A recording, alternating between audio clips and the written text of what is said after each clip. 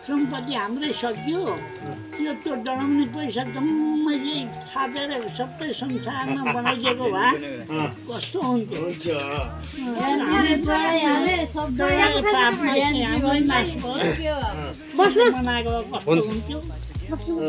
त्यो पैसा जम्मै बाँडिदिएको भए गरिब जनतालाई बाँड्दै भए हुन्थ्यो विकास गरे भने हुन्थ्यो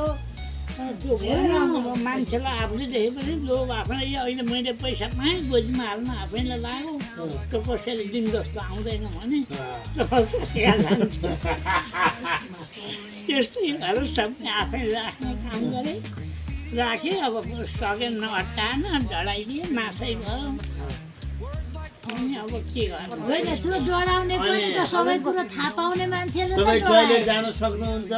हजुर छोराछोरीले राम्रो गरेका छन् राम्रो गरिरहेको छौँ अस्ति जेठामा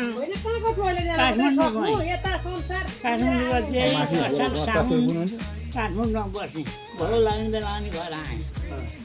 घर आएँ काठमाडौँमा त्यो साइला छोराको बिहा काठमाडौँ गरेको थियो जेठमा 12 गते अनि जान्न भनेको नगई हुँदैन कान्छो नातिको बिहा भने कराए लौ गएपछि अनि त्यो जेठी बुहारीले फेरि यो जेठी बुहारी यो मुढा जोराउँ बिहा गरेको छ के मास्टर भन्छ दिल्लीमा मास्टरकी छोरी दिल्ली सरकी छोरी बिहा गरिरहेको छ हाम्रो भति नातिलाई साइलाको छोरी जेठा पारसलाई अनि चेलले यसो हिँड्दै चाहिँ बा अलि आँखा देख्नु नै क्या भन्नु